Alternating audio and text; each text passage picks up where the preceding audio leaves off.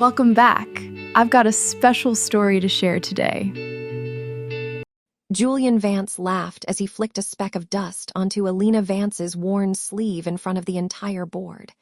The sound was sharp, cutting through the heavy silence of the mahogany-paneled library. He didn't just look at her. He looked through her, his eyes traveling from her scuffed, sensible heels to the simple braid resting on her shoulder. To him, she was an eyesore in a room filled with polished marble and gold leaf. "You're late, Elena," he said, his voice dripping with a casual cruelty that made the board members shift in their leather chairs. He checked his gold Rolex, the sunlight catching the diamonds on the bezel. But then again, people with nowhere to be rarely understand the value of time. Why don't you take a seat at the far end, near the door? It'll make your inevitable exit much more efficient. Elena didn't flinch. She felt the heat of a dozen stares, some pitying, most merely indifferent, but she kept her spine straight. She walked to the edge of the long table, the scent of Julian's heavy sandalwood cologne cloying in the air. It was a scent that shouted of expensive tastes and unearned power. As she sat, she caught the rhythmic, arrogant ticking of his watch, a sound that seemed to count down the seconds of her supposed relevance. "Is that a knockoff?" He sneered, leaning forward and gesturing vaguely at the small silver locket around her neck. "It looks like something you'd find in a bargain bin at a gas station. Really, Elena, have some respect for the family name, or what's left of your claim to it." A few of the younger board members chuckled, eager to stay in the favor of the man they believed was about to inherit the Vance empire. Julian thrived on the audience. He thrived on the way the room seemed to shrink when he spoke, leaving Elena in the cold shadows of the perimeter. In the corner of the room, Margaret Vance sat in a high-backed wing chair. Her eyes were clouded, her hands trembling slightly as she picked at the lace of her shawl. To everyone else, she was a woman lost to the fog of dementia, a tragic relic of the past.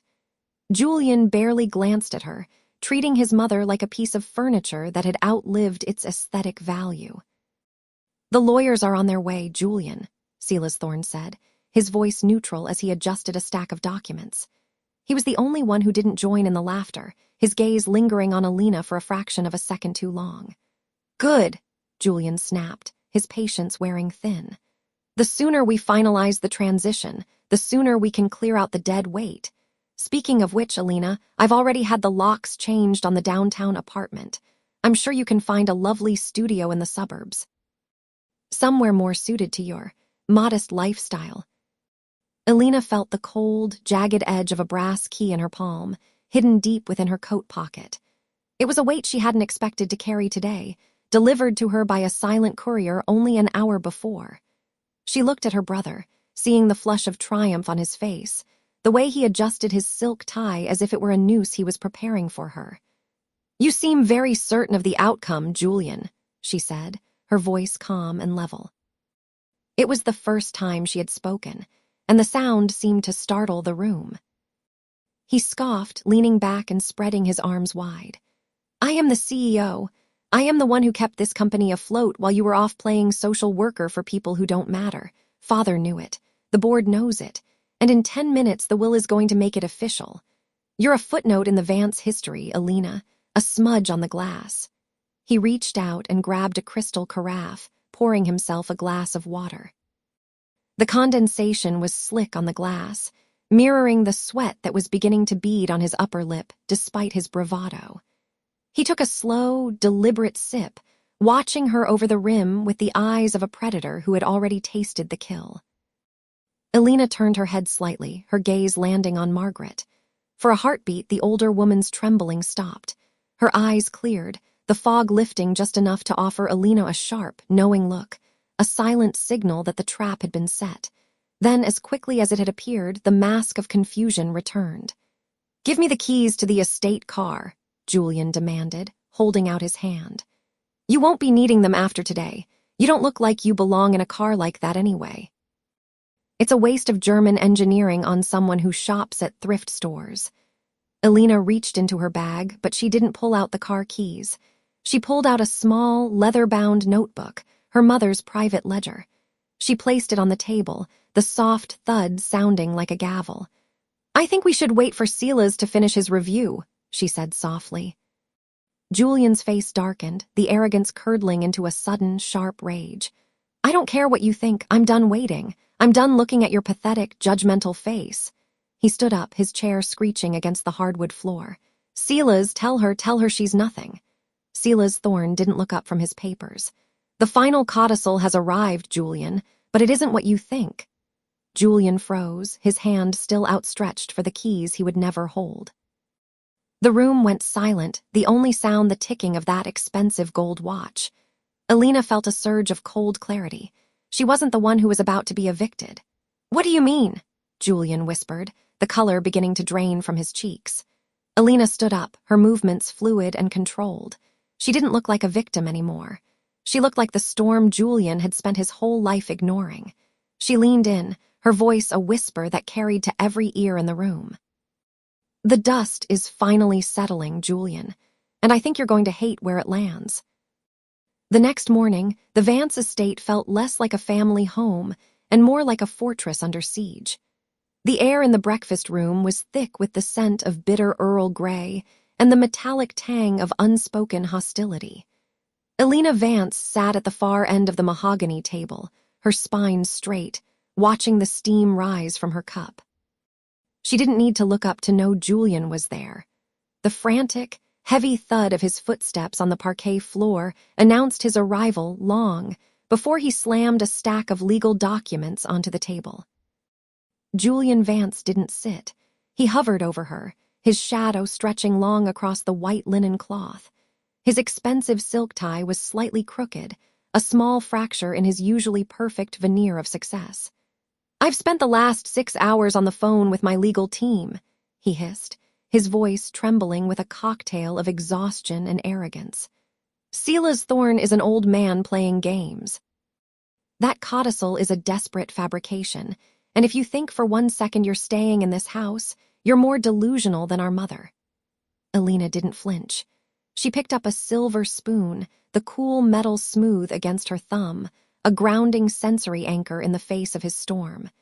"The documents are notarized, Julian. Silas doesn't play games with the law. He never has."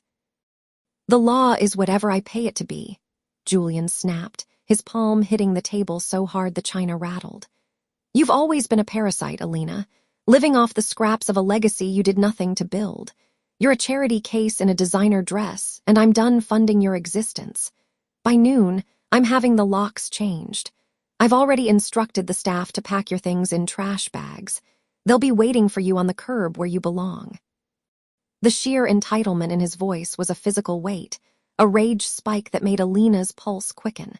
He wasn't just trying to take her home. He was trying to strip away her dignity in front of the very people who had served them for decades. She looked past him to where Margaret Vance sat by the window.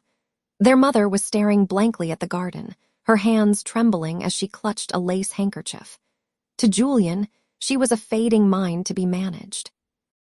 To Elena, she was the silent witness to a lifetime of Julian's cruelty. "Don't bother the staff," Elena said, her voice dropping to a low, dangerous calm. She reached into her blazer pocket and felt the corner of the flash drive Silas Thorne had pressed into her hand the night before. It was her secret power, a digital ghost that Julian hadn't accounted for. "They have enough to do preparing for the Legacy Gala on Friday." Julian let out a sharp, mocking laugh. "The gala? You think you're going to the gala? That event is the crowning moment of my career. The governor will be there. The board of directors will be there. You won't even be able to get past the security gate because I'm the one who signs the checks for those guards."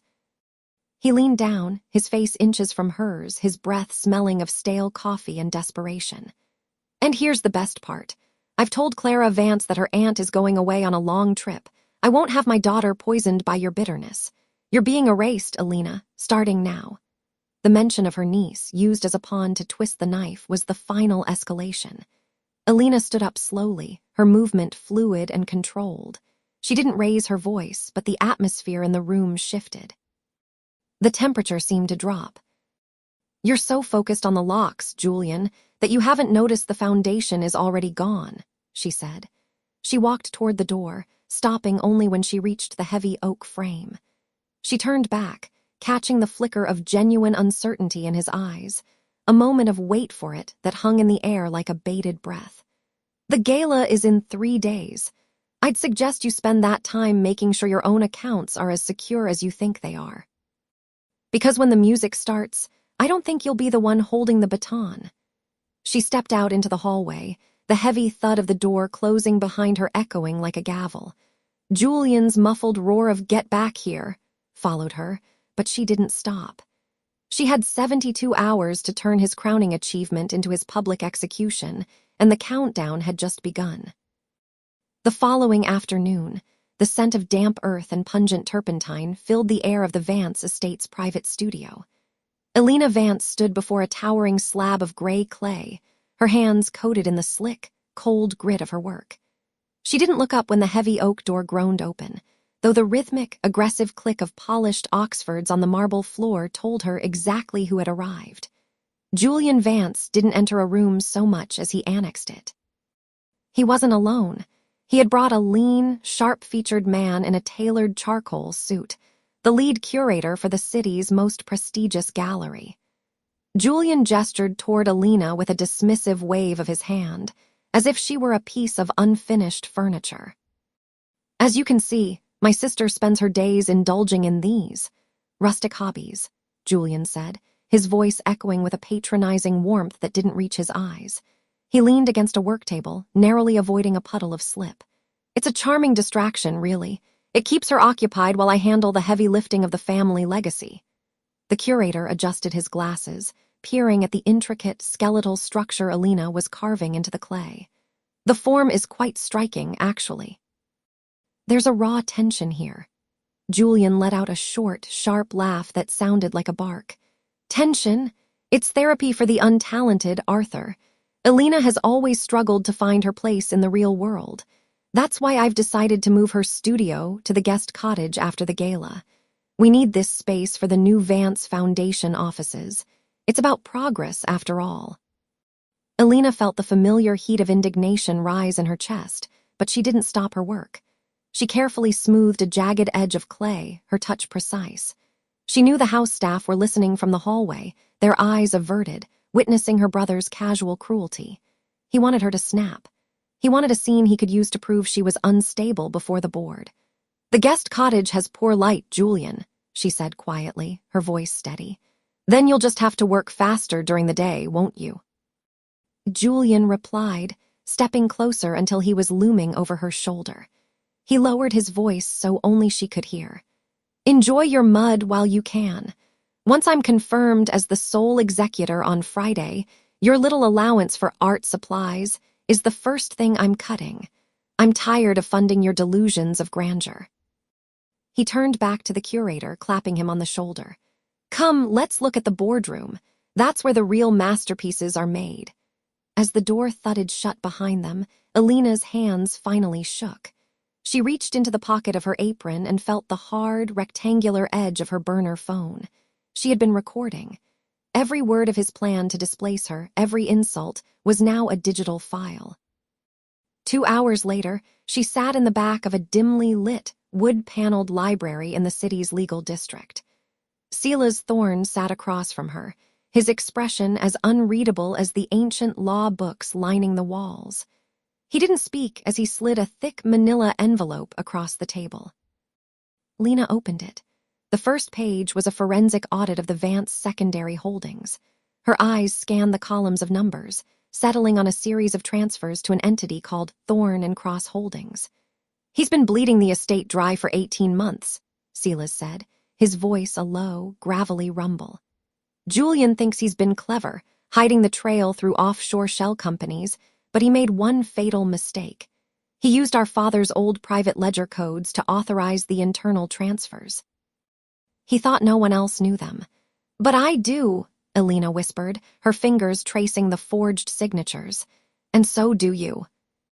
The signatures are high-quality forgeries, but the metadata on the digital authorizations points directly to Julian's personal terminal," Silas continued. He tapped a specific line on the report. "This transfer here, $4 million, was moved 3 days ago.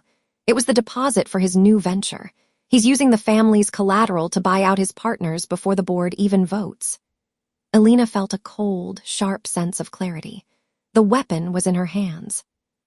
It wasn't just clay and art. It was the documented proof of her brother's betrayal of their father's trust. "Is it enough?" she asked. "It's enough to strip him of his executorship and trigger a criminal investigation," Silas replied. "But if you play this now, he'll have time to hide the assets. You need him to commit fully. You need him to stand on that stage at the gala and claim the legacy is secure. Once he publicly swears the accounts are balanced, this document becomes a noose." Elena nodded, the weight of the secret pressing against her. 2 days. I can wait 48 hours. She returned to the Vance estate as the sun was dipping below the horizon, casting long, bloody shadows across the lawn. In the foyer, she found Margaret Vance sitting in her wheelchair, staring blankly at a portrait of their father. To anyone else, Margaret looked lost in the fog of her supposed dementia. As Elena passed, her mother's hand reached out, surprisingly strong, and gripped her wrist. Elena leaned down, pretending to adjust Margaret's shawl. "The wolf is hungry tonight," Margaret whispered, her voice crisp and terrifyingly lucid. "He's already counting the sheep, Elena. Don't let him see the knife in your sleeve." Elena squeezed her mother's hand. "I won't, Mother. I'm just waiting for the music to start." She climbed the stairs to her room, passing Julian's closed office door. From inside, she heard the clink of a crystal decanter against a glass and the sound of his arrogant, self-satisfied humming. He was celebrating a victory that hadn't happened yet. Elena entered her room and looked at the calendar. The gala was now 48 hours away.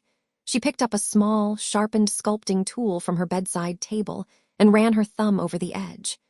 It was time to stop molding clay and start carving a new reality. Julian thought he was the architect of her ruin, but he had failed to realize that every foundation he built was made of the very dust she had spent her life mastering. The countdown was no longer a threat. It was a promise. In 2 days, the Vance name would belong to the only person who actually understood its cost. And Julian would finally learn what happens when the foundation you've built your life on is revealed to be nothing but a lie. The day before the Vance Legacy Gala, the estate transformed into a gilded cage of frantic activity. Elena Vance stood on the mezzanine, watching the caterers arrange crystal flutes that caught the morning light like jagged diamonds. The air was heavy with the cloying, funeral scent of white lilies, a fragrance Julian had insisted upon because he believed it signaled a purity of lineage.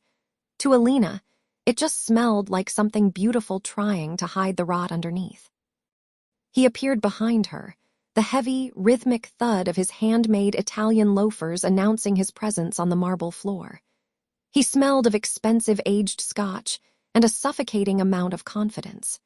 He leaned against the mahogany railing, barely glancing at the bustling staff below, his eyes fixed instead on the portrait of their father hanging in the grand hall. "Make sure you stay in the shadows tomorrow, Elena," he said, his voice a low, sandpaper rasp of entitlement. "I've invited the governor and the entire board of Thorne Industries. I won't have you embarrassing the family name with your artistic sensibilities.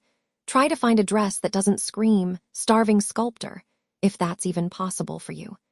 Julian reached out and flicked a speck of dust off her shoulder with a sneer, his touch lingering just long enough to be an assertion of ownership. It was a calculated move, a reminder that in his mind, she was just another piece of furniture he had inherited. Elena didn't flinch. She adjusted the cuff of her modest silk blouse, her fingers brushing the cold, hard edge of a flash drive tucked securely into her pocket. "The Vance name has survived many things, Julian. I doubt my presence will be what finally brings it down." He chuckled, a dry, humorless sound that echoed off the high ceilings. "It's not the name I'm worried about. It's the transition. Once the final papers are signed tomorrow night and the legacy is officially mine, you'll be free to go back to your little studio and play with mud. I might even be generous enough to provide a small stipend so you don't have to sell your soul to pay the rent. Consider it a mercy for a sister who has nothing else."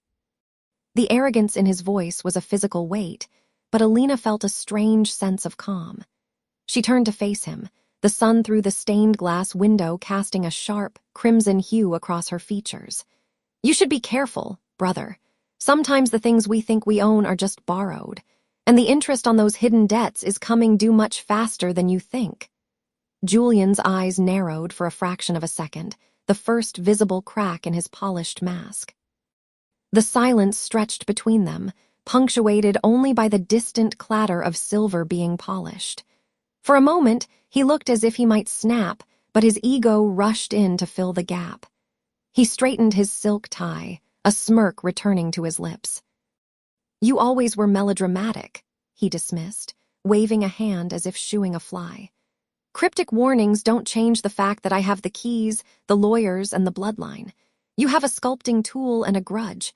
We both know which one carries more weight in this house." He walked away without waiting for a response, his laughter trailing behind him like a stain. From the shadows of the library door, Clara Vance watched the exchange. The girl's eyes were wide, darting between her father's retreating back and her aunt's steady silhouette. She had seen the way Julian spoke to people, but she had never seen anyone stand their ground against him with such quiet, terrifying poise. "Aunt Elena," Clara whispered, stepping into the light. The sound of the fountain in the courtyard bubbled in the silence. "Is Papa right? Is everything going to change tomorrow?" Elena reached out, tucking a stray lock of hair behind the girl's ear. Her touch was gentle, but her gaze was iron. "Everything is going to change, Clara, but not in the way your father expects. Just remember that the truth doesn't need to shout to be heard. It just needs the right stage." Later that evening, as the sun dipped below the horizon and the estate was swallowed by long, reaching shadows, Sela's Thorn arrived. He didn't come to the front door. He met Elena in the darkened garden, the smell of damp earth and evening primrose surrounding them. He handed her a leather-bound folder, its surface cool and textured under her fingertips. "It's all here," Silas said, his voice barely a murmur. "The original deeds Julian tried to bury, the offshore transfers he thought were untraceable, and the signed testimony from the bank manager. He hasn't been protecting the estate, he's been cannibalizing it to cover his own gambling debts." Elena felt the weight of the folder. It was light, but it contained the force of a landslide. "And Margaret Vance, your mother is ready," Silas confirmed. "The doctors have cleared the way." "She's tired of the theater, Elena. She wants the curtain to fall as much as you do." Elena looked up at the manor. Lights flickered in Julian's office, the room that had belonged to their father, the room Julian had occupied like a squatter in a crown.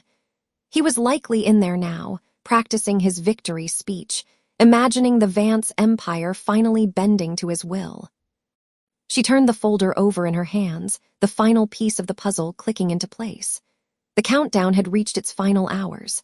Tomorrow, the lights would be brighter, the audience would be larger, and the fall would be terminal.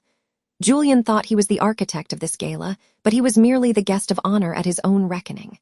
Elena walked back toward the house, her shadow long and sharp against the manicured lawn. The stage was set. The witnesses were invited. All that remained was for the clock to strike. The evening of the Vance Centennial Gala arrived with a deceptive stillness.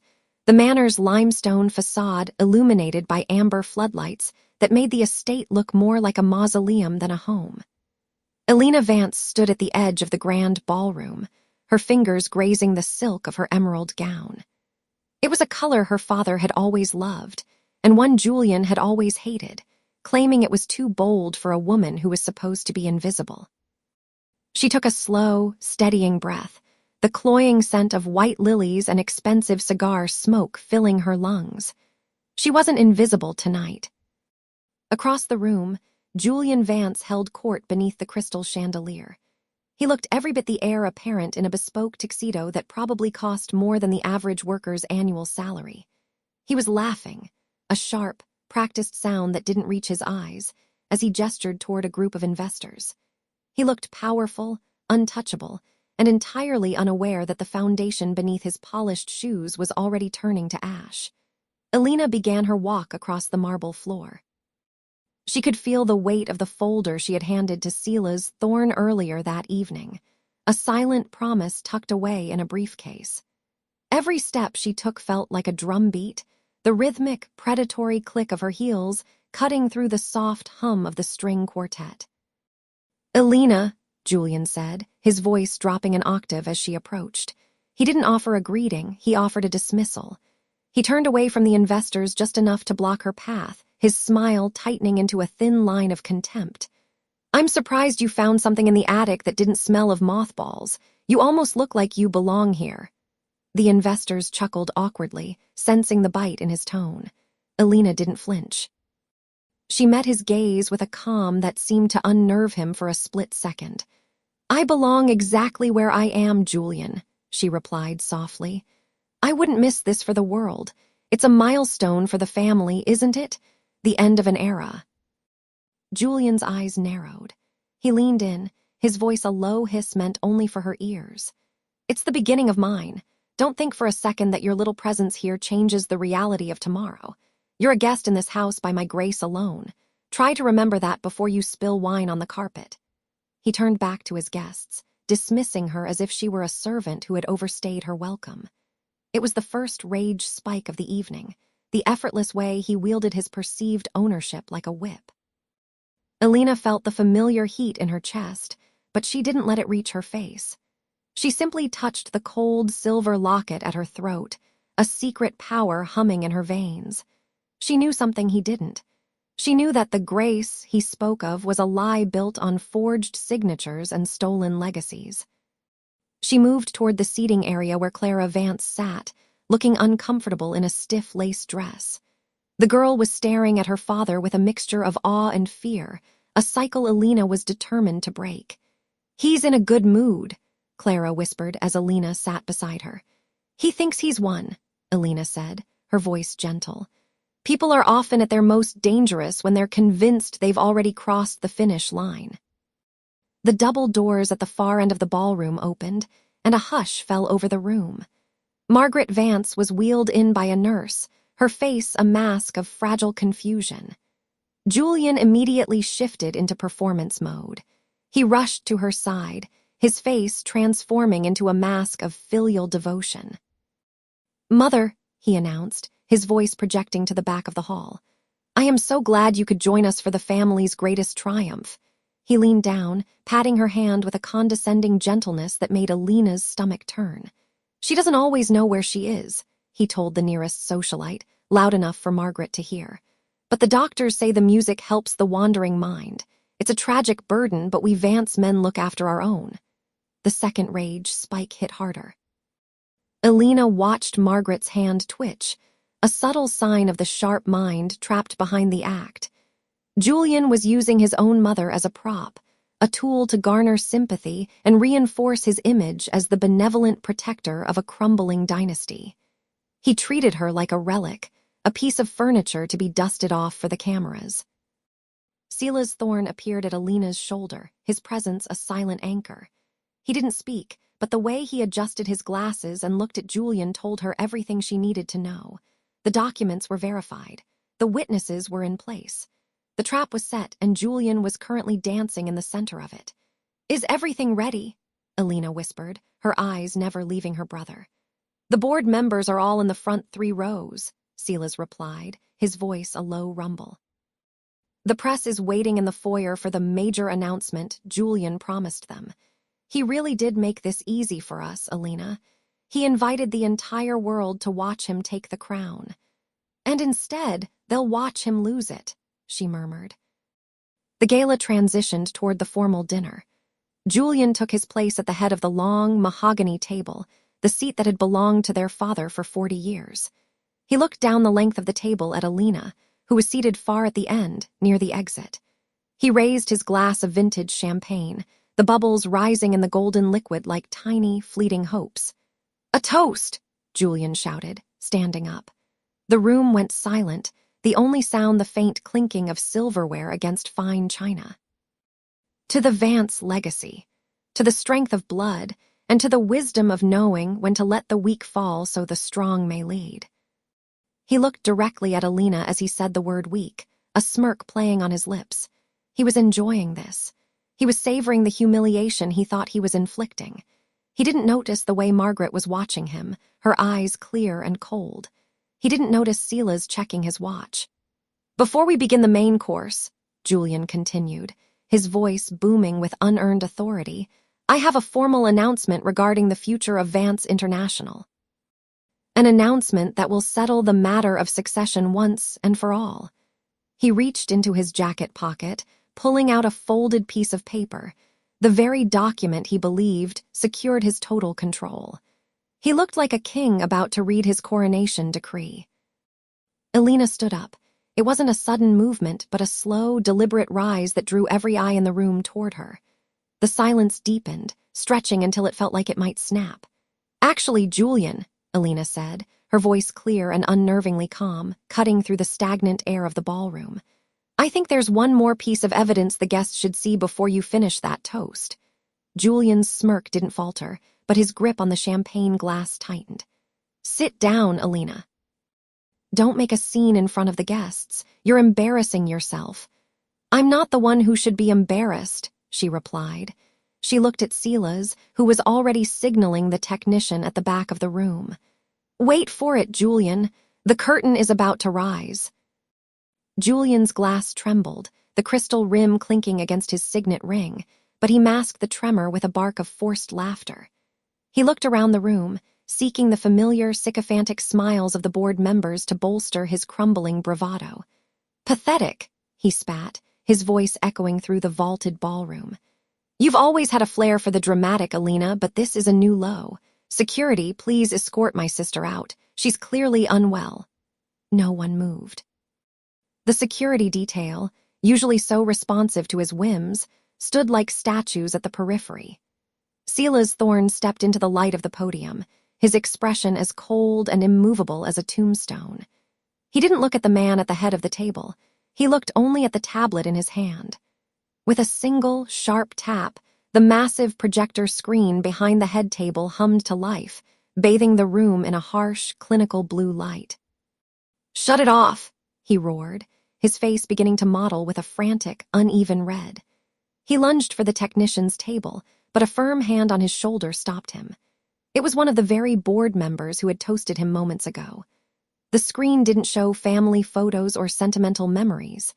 It displayed a forensic audit, a sprawling web of shell companies and offshore transfers that mapped a 5-year bleed of the Vance family trust.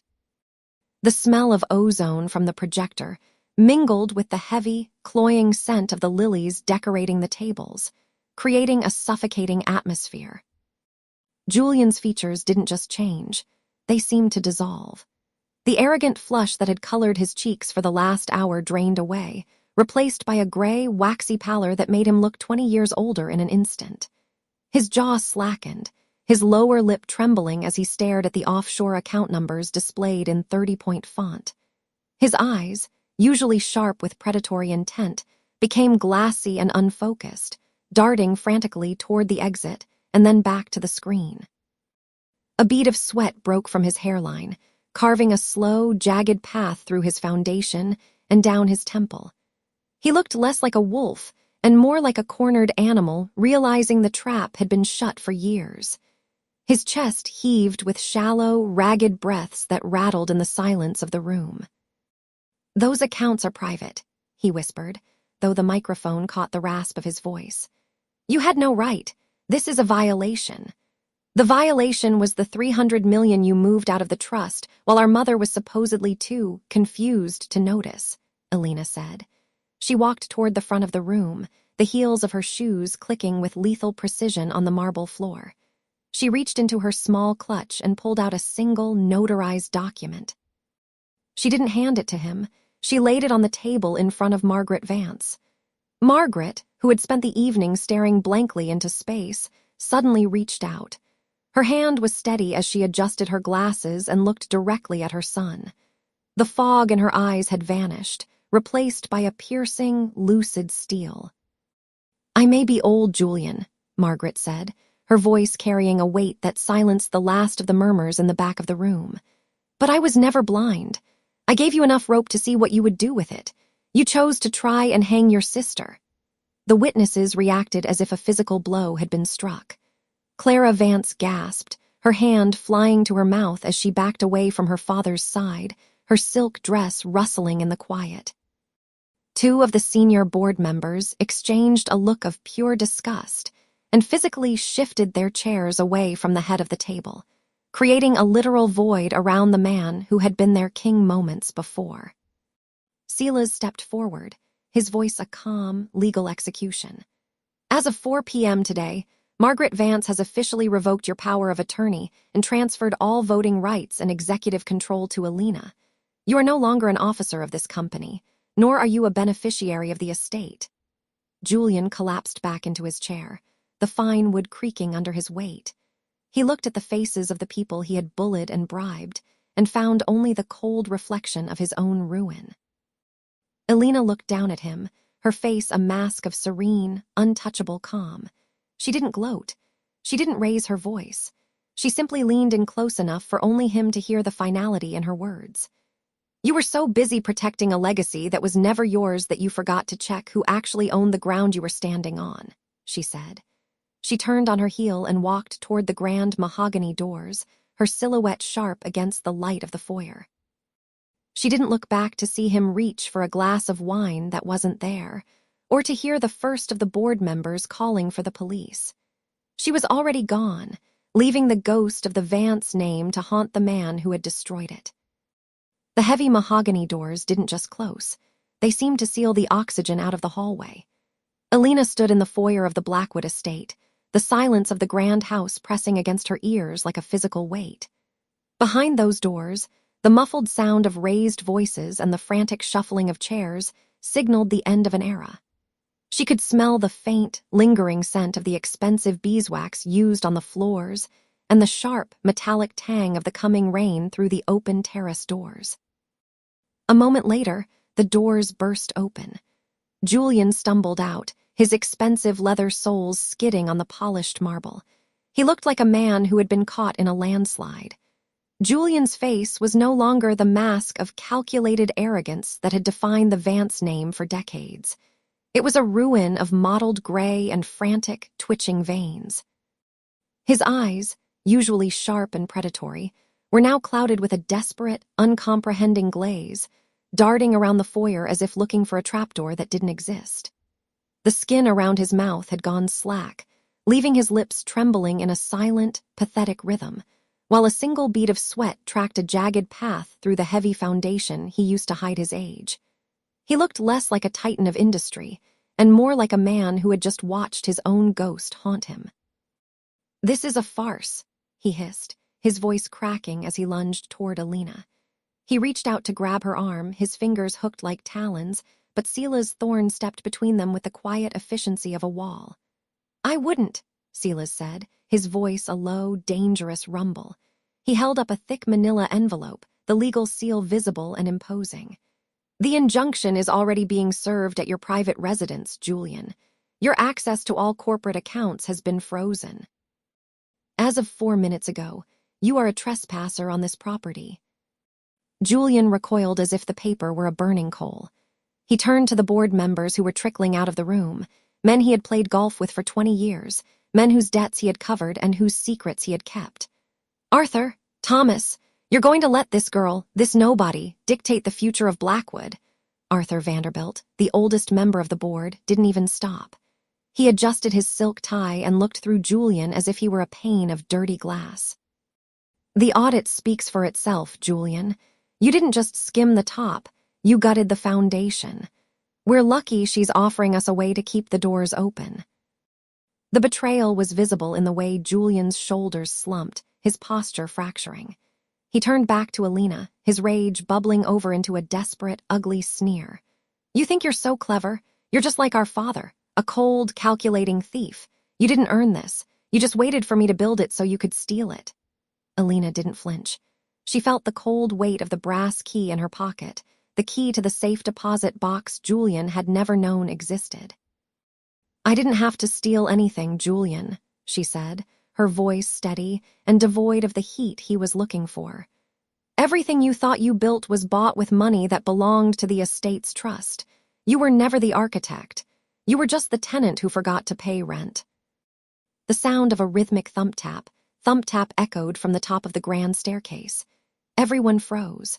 Margaret Vance stood at the landing, her hand gripping the banister. For months, she had been a ghost in her own home, staring blankly at walls and feigning a mind lost to the fog of age. But as she looked down at her son, her eyes were as clear and piercing as blue ice. "The theater is over, Julian," Margaret said. Her voice, once thin and wavering, carried the authority of a queen. "I've watched you for a year. I watched you sign those forged transfers while you thought I was napping in my chair. I watched you belittle Elena and treat this family like a ledger to be balanced." Julian gasped, his face draining of what little color remained. "Mother, you're well." "I am well enough to know a parasite when I see one," she replied, beginning her slow, deliberate descent. "You were so eager for me to be gone so you could claim the crown. You never realized I was the one holding the throne steady." Clara Vance appeared behind her grandmother, her face pale but her expression resolute. She looked at her father, the man she had spent her life trying to please, and saw only a stranger.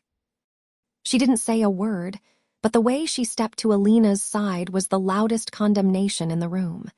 Silas stepped forward again, checking his watch. "The transport is outside, Julian. Your personal items have been packed into 2 suitcases. They are waiting on the curb. If you are still on the grounds in 5 minutes, the authorities will be forced to intervene." Julian looked around the foyer, at the portraits of his ancestors, at the daughter who wouldn't meet his eyes, and at the sister he had tried to crush. He opened his mouth to deliver one final, scathing insult, but the words seemed to die in his throat. He was a man without a script, standing in a house that had finally stopped recognizing his voice. He turned and walked toward the door, his gait heavy and uneven. He didn't look back as he crossed the threshold. The sound of his footsteps on the gravel outside was thin and lonely, quickly swallowed by the rising wind. Elena turned to Silas and nodded. She didn't stay to watch the board members scramble to offer their new allegiances. She didn't stay to hear Margaret's final judgment. She walked toward the terrace, the air finally smelling clean as the first heavy drops of rain began to fall, washing the dust of the Vance legacy from the stone. She had given him exactly what he deserved, the truth and the silence that followed it. The gate at the end of the long driveway groaned as it slid shut, the heavy iron bolt clicking into place with a finality that echoed through the valley. Julian was gone, but as Elena looked at the darkened windows of the estate, she knew the real work was only just beginning. The ghost of the Vance name still lingered, and she was the only one left to decide if it was worth saving. 6 months later, the air in the valley finally felt light enough to breathe. The oppressive weight that had hung over the Vance estate for decades had lifted, replaced by the scent of damp earth and the sharp, clean fragrance of blooming jasmine. Elena Vance stood on the wide stone terrace, her fingers tracing the smooth grain of a mahogany clipboard. It was a far cry from the wine-stained silk she had worn on the night the truth finally shattered the family's glass house. She watched from the height of the hill as a yellow bus wound its way up the drive. The estate was no longer a fortress of exclusion. It was the Vance Conservatory for the Arts. The grand ballroom, once the site of Julian's most arrogant displays of power, was now filled with the sound of tuning violins and the rhythmic scuff of dance slippers. Elena had traded the cold pursuit of an inheritance for the vibrant chaos of a legacy she actually believed in. Her phone vibrated in her pocket. It was a brief, professional update from Silas Thorne. The final liquidation of Julian's remaining assets was complete.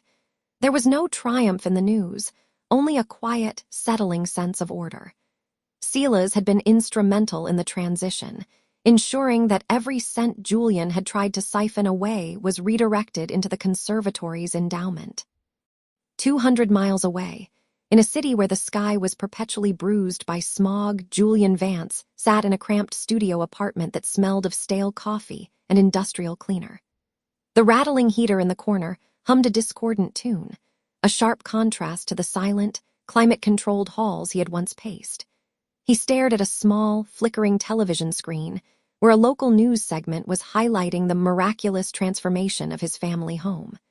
The camera panned across Elena's face. She looked younger, her eyes bright with a purpose he had never understood. Julian felt a familiar surge of heat in his chest, the old arrogance clawing to the surface. But it died quickly, smothered by the reality of the past due notices stacked on his laminate table. He had spent his life believing he was the sun around which the Vance world orbited. Now, he was just a man in a cheap suit, working a mid-level data entry job for a manager who didn't even know his last name. He reached for his mug, his hand shaking slightly as he realized the face slap wasn't a single moment of humiliation, but the slow, grinding realization that the world moved on perfectly well without him. Back at the estate, the front door creaked open. Margaret Vance stepped out onto the terrace, her gait steady and her gaze sharp. The fog of her feigned dementia had vanished the moment the truth was out, revealing a woman of formidable intellect and even deeper regrets. She walked to Elena's side, her hand resting briefly on her daughter's shoulder. "He called again this morning," Margaret said, her voice like dry parchment.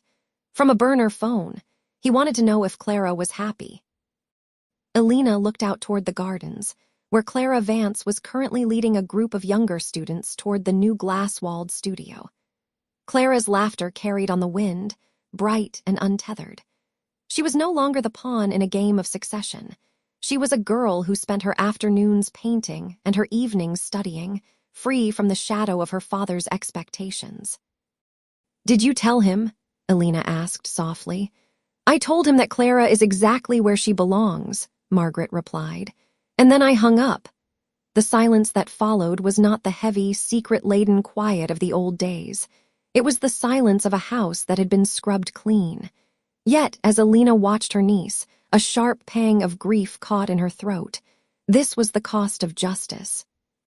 She had won the estate, she had saved the name, and she had protected the next generation. But the brother she had once looked up to was gone. The Julian she remembered from their childhood, the one who had taught her how to skip stones across the pond, had been hollowed out by greed until there was nothing left but a shell. She turned away from the view, the heavy brass key to the main house weighing solid and cold in her palm. She had given Julian exactly what he had always claimed to want, the absolute freedom to make his own way. It wasn't her fault that, without the Vance name to shield him, he had found himself utterly lost.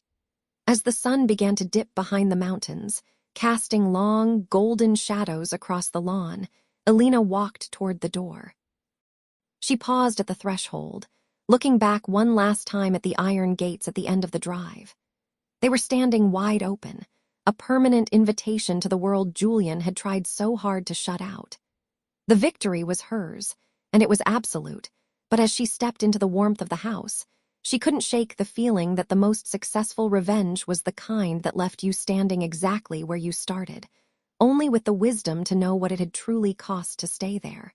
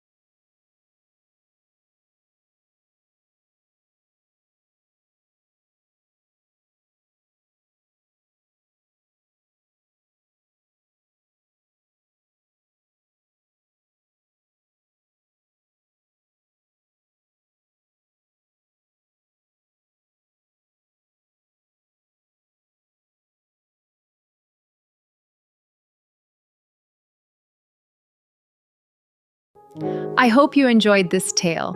Please subscribe to support the channel. Goodbye for now.